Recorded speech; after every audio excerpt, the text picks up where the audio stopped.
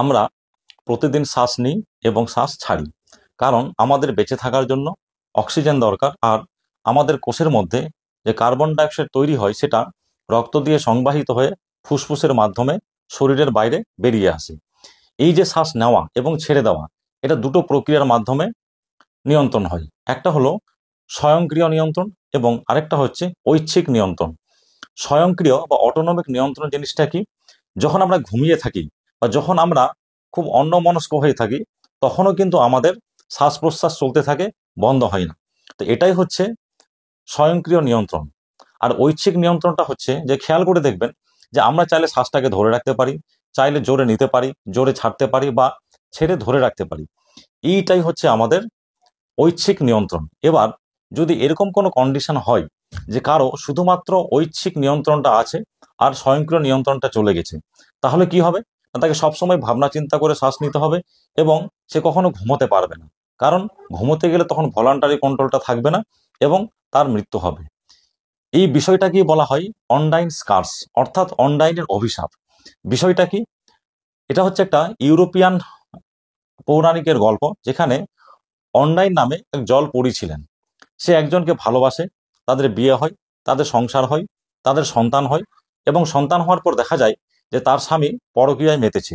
তখন অনডাইন বিরক্ত হয়ে বা রেগে তার স্বামীকে এই বলে অভিশাপ দিয়েছিল, যাতে করে তার স্বয়ংক্রিয় নিয়ন্ত্রণটা চলে যায়, তার শুধুমাত্র ভলান্টারি বা ঐচ্ছিক নিয়ন্ত্রণটা থাকবে। তখন তার স্বামীর কি হয়েছিল, যে তাকে সবসময় শ্বাস নিতে হয়, সে ঘুমোতে পারে না এবং একটা সময় ক্লান্ত হয়ে সে যখন ঘুমিয়ে পড়ে তখন তার মৃত্যু ঘটে। এটাই হচ্ছে অনডাইন স্কার্স। আজকের মডার্ন অর্থাৎ আধুনিক মেডিকেল সায়েন্সের পরিভাষায় এটাকে আমরা কিভাবে ব্যাখ্যা করতে পারি? একটা কথা আছে, সেটা হলো কনজেনাইটাল সেন্ট্রাল হাইপোভেন্টিলেশন সিনড্রোম। অর্থাৎ জন্মগতভাবে যদি কারো শ্বাস নেওয়ার যে নার্ভগুলো থাকে সেগুলো যদি ঠিকঠাকভাবে তৈরি না হয়, তাহলে কি হবে? তার স্বয়ংক্রিয় যে নিয়ন্ত্রণ সেটা থাকবে না, তাকে সবসময় ঐচ্ছিকভাবে শ্বাস নিতে হবে এবং এটা নিয়ে সে বেশি দিন বাঁচতে পারবে না, কারণ ঘুমোলেই তার মৃত্যু হবে। তো এটাই হচ্ছে অনডাইন্সের কার্স।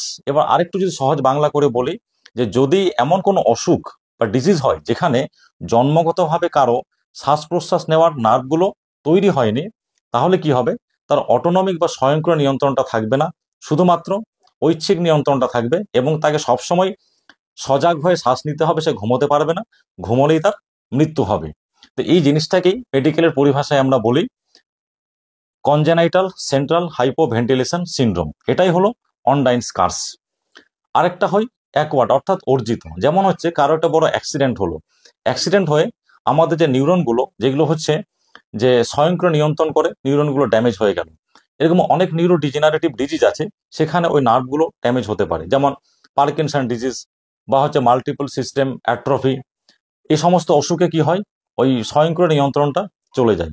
তাহলে আজকে আপনারা জানতে পারলেন যে অনডাইন স্কার্স বা অনডাইনের অভিশাপ কি।